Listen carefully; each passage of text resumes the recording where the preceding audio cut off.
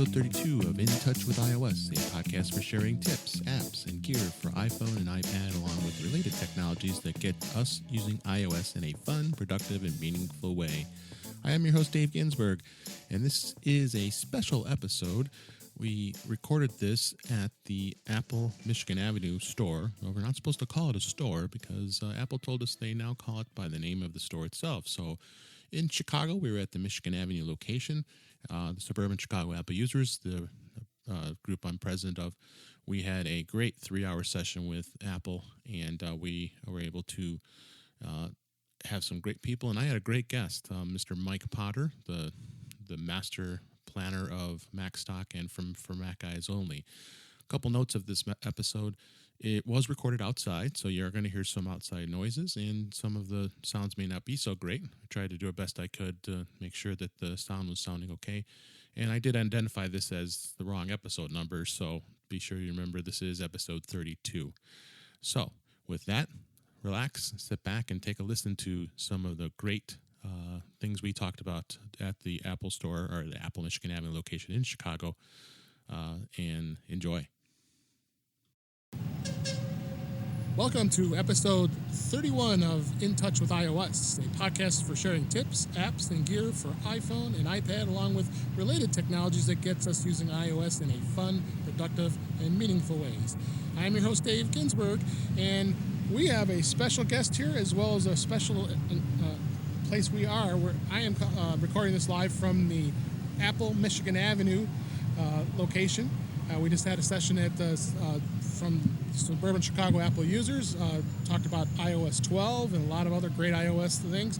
But my guest today is from the podcast for Mac Guys Only, Mr. Mike Potter. How you doing, Mike? Hey, Dave. How are you? Doing great. I don't think I've ever been on your show before. No, this is your very first time. Wow. And we are. He is also the coordinator, the master planner of Macstock, which we just got back from that, and we talked about that in the last episode. Yes, this was a great thing, and I just remembered. I think this is episode 32.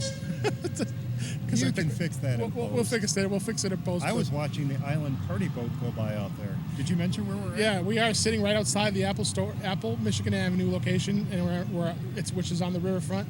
We have boats going by, and so you're going to be hearing some beeps and horns and people walking by. But I think it's great. It was a great session today.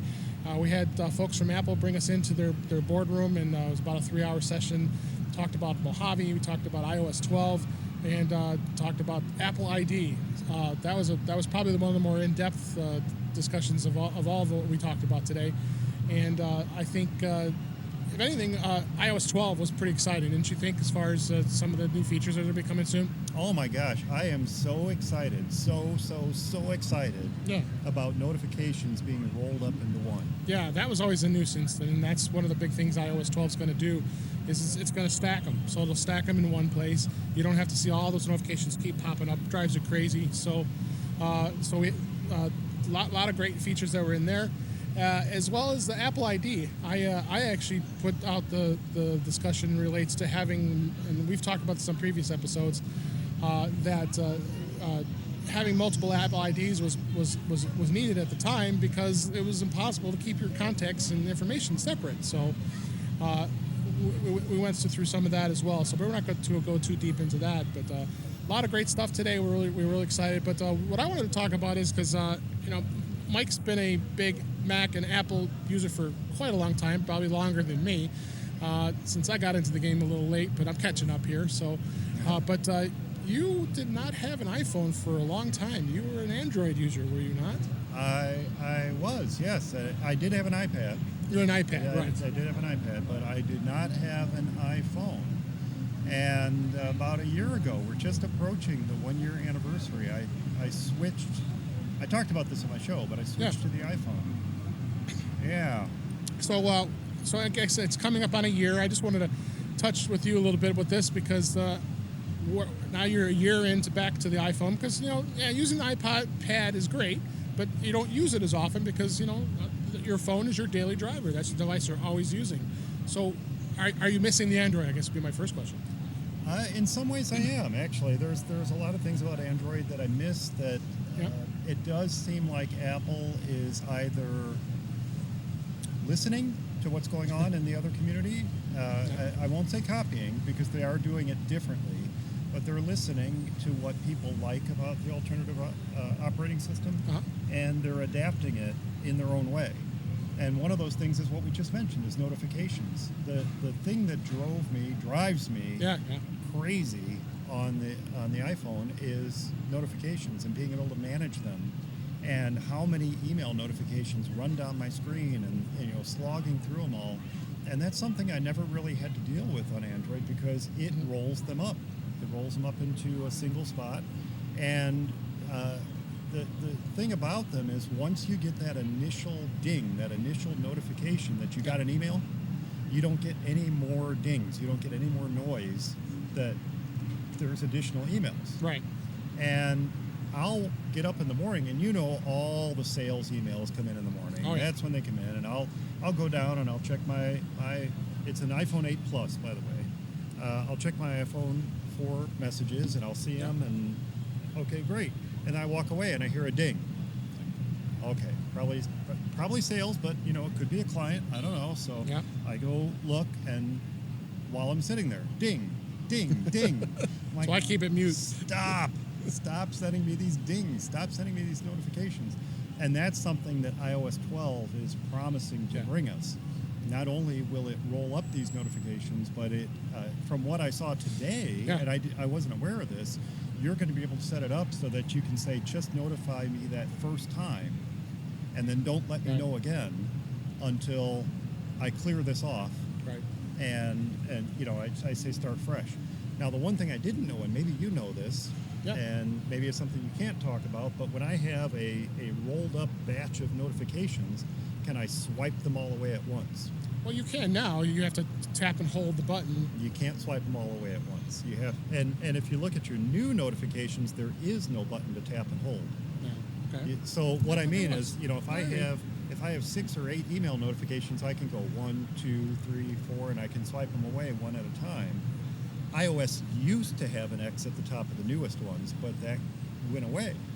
So now what I'm wondering is, if I get this batch of rolled up notifications for email, can I swipe away all of them at once? Much like I can swipe away one. And that's the question I want to I'm doing it now. Like here, this is Twitter. I also have my Apple Pay notifications. If I tap and hold this, the X button there, it's going to bring the button up that says clear all notifications. That's earlier today, though. Those are earlier today notifications. Right. Like, I don't have any current ones right now. I just have the earlier today ones. Oh, no, and of course, there's an X. You can tap and hold But that. if you look at the current ones, see, I don't have any current notifications. But the button's right there. You actually can tap and hold that. But the current ones would appear above this. Right. I don't have any current ones to show you. Yeah, here. See, mine says earlier today, like Earlier yours. today. Now send me a new email.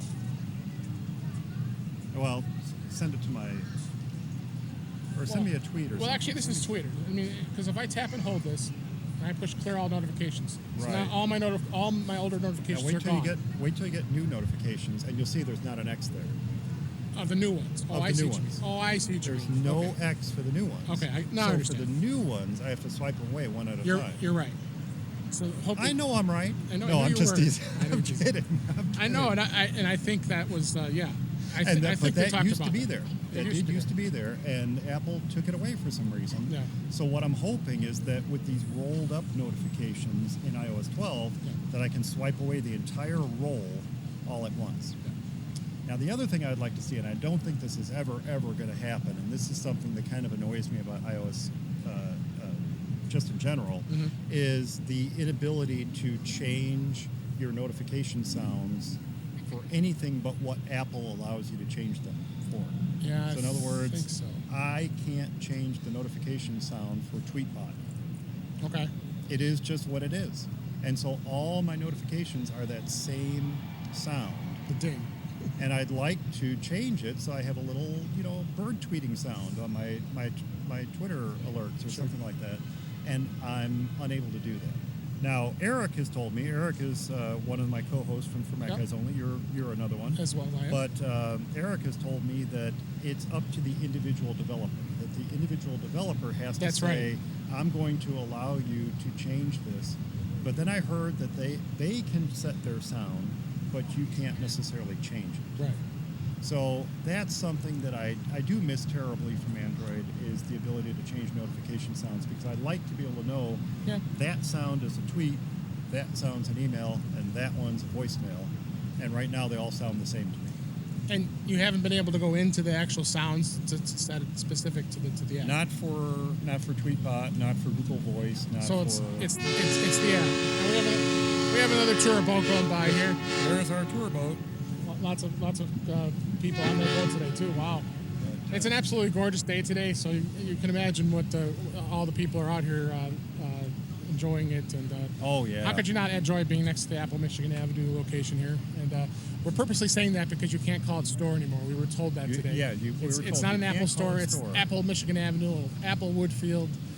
So you have to say that way. So, but yeah, I agree with you that they really need to do a little better job as far as fixing the notifications issue, because it can be a bit of a challenge. So I'm super excited for iOS 12, because that one feature alone, I think, is going to make it worth the upgrade. Not to mention things like the extra speed and stuff like that. Now a good example is we were talking about Mojave as well during the session today, but of course that's not iOS. But the dark mode is the big thing, the big topic with that new OS as far Mojave, as Mac. For Mojave. Sure. But I wanted to know, is there going to be a dark mode for iOS 12? But there are some apps that do allow you to do that. Like the native Twitter app does allow you to set it to dark mode. I've not heard anything about it OS-wide. Yeah, other iOS, other than accessibility, going in and changing it. As far as view goes, I didn't see anything else mentioned. I didn't hear anything else mentioned about that. So I didn't either. Hard to say as far as where that goes. The other topic that was talked about was workflow. Have you messed with workflow at all, the app itself? Or? Only a very little bit. I think I'm waiting for iOS 12 to be officially released, because I really want to see what the third-party developers do with it in terms of integrating with Siri. I feel like I'm going to be... Okay, let me just start with this. Overall, I'm getting used to iOS. Yep, good. I'm getting used to it. I'm getting used to its little... idiosyncrasies and things like that. Yep. But there's some things I just can't get past, and the inability to organize my apps the way I want them organized is one of those things. But also the inability to set certain apps as a default, and that's something I would really love to see Apple do. I know why they don't do it, or I understand the logic behind not allowing that sort of thing to happen. I do not accept it's a security thing excuse, but I mean, they vet the apps, right? They say they vet every app that comes through the App Store, so how can it be a security thing? But anyway, there are certain things I just can't, I've been unable to get past, but I'm a little excited about this Siri integration, because I'm wondering what a developer like Google might do with that in terms of their Google Assistant. Mm-hmm. Now, what's going to happen when they have that ability for me to set up a workflow that I just say, and I know I can do this to a certain extent, but, hey Siri, I really want to use Google Assistant, not you, because... I think I just heard it go off, too. I just heard, see, and this is just another... You shouldn't say that, hey lady. But it only answers to me, right? I mean... Stephen, in our meeting, Stephen was the gentleman he's from Woodfield. He works at Apple Woodfield, Apple Woodfield. He was saying Siri the whole time, but really what it is it's... just don't use the word hey with it. That's right. Anyway, I'm interested to see what might happen with that. Now, I know I can launch it, but my experience is it doesn't launch super reliably, so I'd like to kind of see what they can do with that integration and maybe make it much quicker for me to get more accurate answers to my queries than I get when I just ask Siri directly. Okay. But the reason I brought up workflow is because they are integrating a new thing called Siri shortcuts, and you look at it, and I can just tell you what it looks like. It's out somewhat public beta. It looks just like the workflow app, so you can automate things. That's what the biggest thing of what workflow does. Which is what I was, what you were just saying, and to want to be able to automate a lot of that stuff, I mean, how great is that going to be able to have Siri do that? So, yeah, it's really some exciting things that are coming up with iOS 12. And again, we don't know when it's going to get released yet. I'm pretty sure usually the way in Apple's track record, it's always usually in the fall. September. September, October, usually, hopefully September. But no, it was great to us to be able to review that. Stephen, the creative pro from Apple Whitfield, just basically went through all the information that's out on the website. But it's good to have that interaction and understanding of what iOS 12 is all about. I was curious about that. I mean, I know this is a little diversion from your normal topic. That's right. But when it came to showing off Mojave, he was saying, "Well, I can't show this to you, but it's in public beta." Yeah. So, I mean, why not show the public beta that everyone can get anyway? That's what I'm thinking. Employees maybe not are supposed to even be. Maybe they're don't want probably running a different build. Apple's always different. Is different when it comes to the employees of what they can and can't say or what they can do. And like he made the comment to say that that they know everything we know. So they find out about things right at the same time we find out about it. So, yeah, I thought that was pretty fascinating. So yeah, Apple's a fascinating company. The $1 trillion business. That's a great way to say it. It's very fascinating company. business. Yes. So, but anything else that you work with as far as iOS that you find intriguing? You know, it's funny because I got an email from David Sparks. Yes. Max Sparky. We met him at Macstock. Yeah, and he was first time I met him in person was at Macstock a couple weeks ago, and he was wondering if I wanted to submit a home screen. He does this thing, home screens, and then he does little profiles of people and things like that. And I guess because of Macstock, he wanted to see if I wanted to submit a home screen. I said, David, I'm really boring. I really don't deviate much from what's built into it. And, I never thought about that. I have all the Apple stuff. I literally throw into a folder called Apple Stuff. I have an Apple folder. And then I have another one that's and I still use these old terms. I have one called Apple iWork/iLife. Yeah. And then I have another folder called Extras. So like all the little things that I really don't need to use on a regular basis go into Extras. Right. And then Apple Stuff is where photos go and things like that. But in terms of my home screen, I'm looking at it right now as we're talking, and it's Gmail and Google Maps and Google Calendar. No, keep going. The wind is blowing. I'm worried that you're people, blocking. I was trying to block the wind. Stop saying Google. Oh, no, I don't care about Google. No, sorry about that. Just distracted you. And then I have my Google News, and I wind. have Google Assistant. And, this is part of that transition from Android over. Yeah. But quite honestly, I do not like the calendar app that comes with iOS. I agree. It's not great. It's horrible. And I talked about that during Macstock.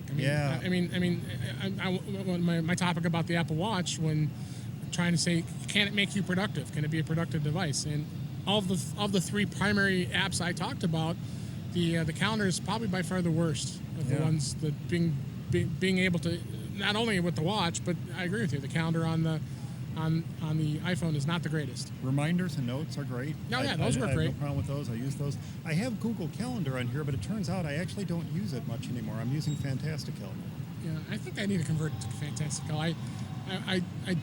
I dabbled in it, but I'm starting to find more and more people are saying that that's a great application. It's a great app on iOS. On the Mac, the whole reason I want it on the Mac is because I want the menu bar calendar. Right. I don't use Fantastical the calendar. I use Fantastical the menu bar app, and then I use the Apple calendar for everything else. But the Google Calendar, the one thing I always liked about it is if I have a barber appointment or if I have a lunch appointment or something like that, Google put these cute little pictures in there that say this is a lunch and it's got a little plate and fork and knife and all that stuff. And I always thought that was cute. Fantastical doesn't do that, but I do use Fantastical more now. And everything else is just the normal stuff, Google Hangouts and But you create folders, right, on your homepage? I have one folder on my homepage, and it's Apple stuff. 1, 2, 3, 4, 5, 6, 7, 8, everything 9. else is... I folder up a lot of stuff. I try to put different types of apps that are related onto different home screens. Okay. So, like, one home screen has my banking and my movie streaming and music streaming and things like that. Another one is only games. Another one is... I lied, because now I got streaming on this other one, too. But like TV related stuff, so YouTube and Hulu and Food Network and Sure. TV Guide, those are all together. And then I have my driving and travel ones together. So like iExit and Mile IQ and Lyft and Amtrak, those are all together. Yep. I do have a folder called Fast Food. And ironically, inside there is not my Starbucks app, but inside there are the McDonald's and the Sure. Coca-Cola Freestyle is awesome. If you've never done Is that, it? if you've never used the app to build your own drink and then scan the barcode on the machine and have that drink come out for you, Nice. that's Oh, really it's one of those cool. machines. Yeah. Yeah, you got to go to one of those machines. Yeah, I try to organize things on my home screen. So And did you submit your homepage to David? I did not. I You did should not, have. and I told him at Macstock that he's got to remind me. He's got to send me a ping and say, "Hey, Mike, I want that home screen," but I've not done it yet. No. I will say, in terms of okay, so enough harping about what I don't like, because these are things you just can't do anything about. You Sure. either accept it or you don't accept it. But I love messages. I think messages is just a Yeah. fantastic messaging I talked about that as well. application.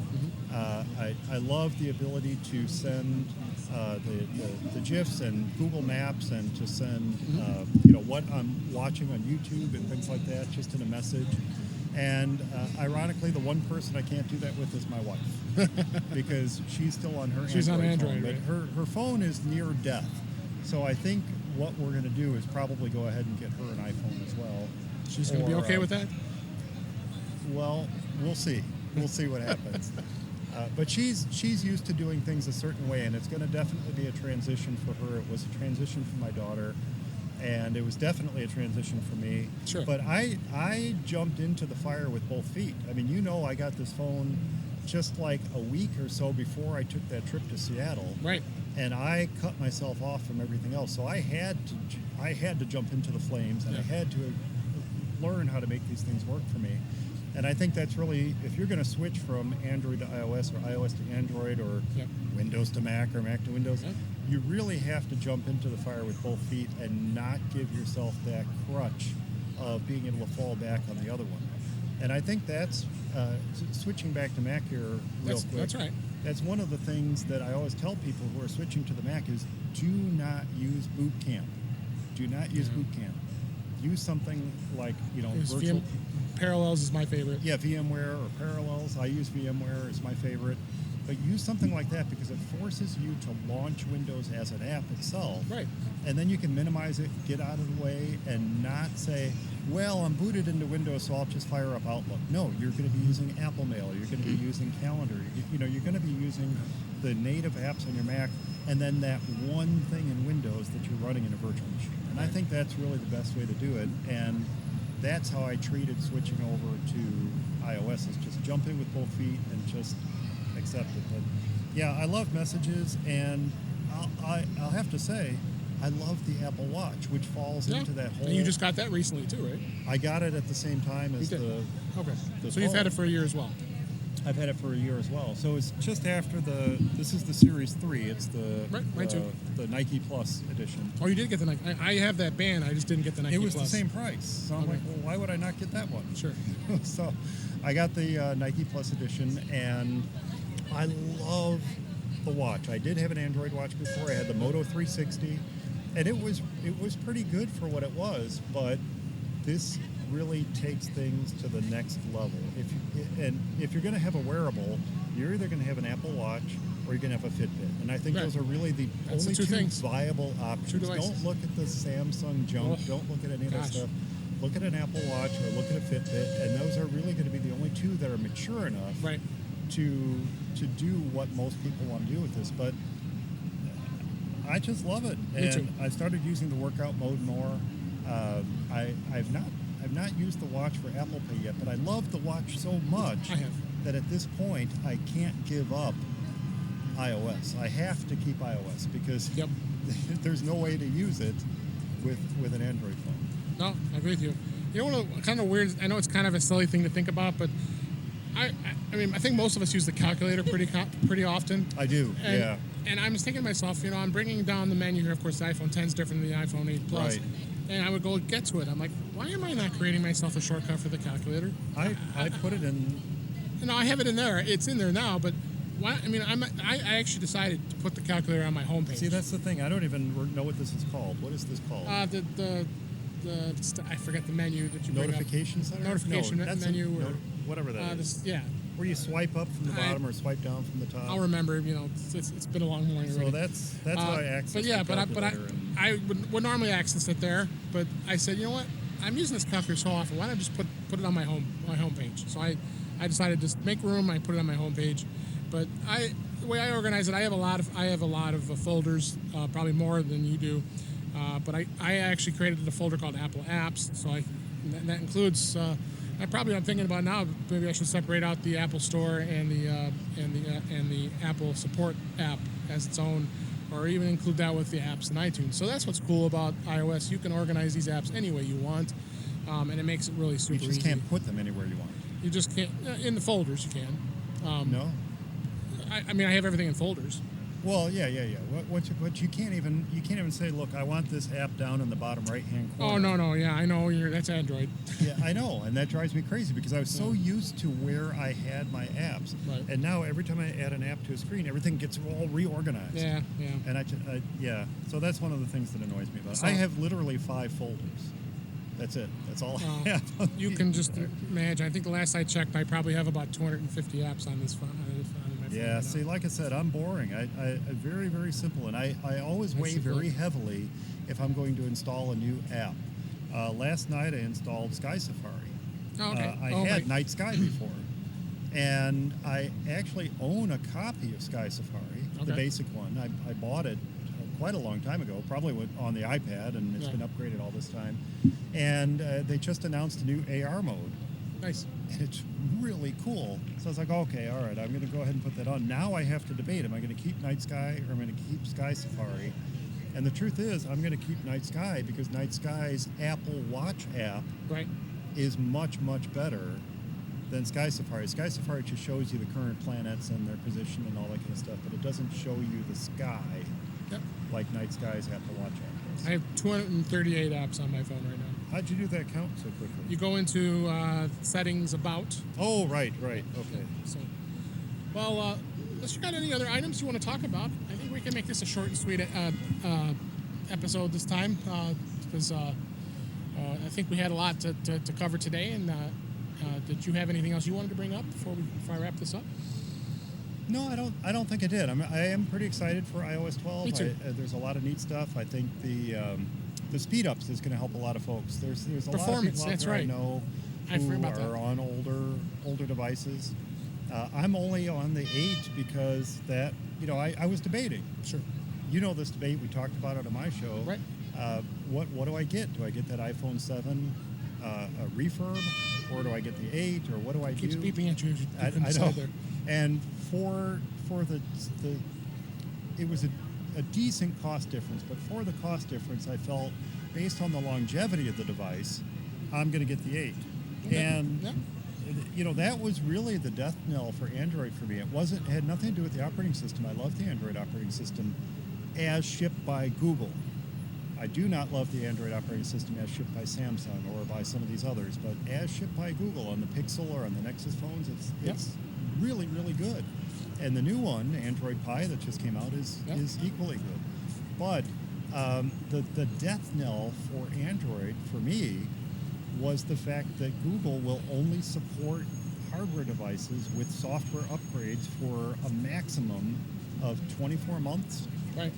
I'm like, what the heck? So if I'm going to spend $1,000 on a phone, which the Pixel 2 XL would have cost me, or I'm going to spend $1,000 on an iPhone, and the iPhone's going to give me 5 years of life, and the Pixel's going to give me 18 months, 18 to 24 months, why on earth would I do that? Yeah, because look at we talked about it today during our sessions. The 5S is still being supported in iOS 12. Still being supported. That's a 4 or 5 year old device. Yeah.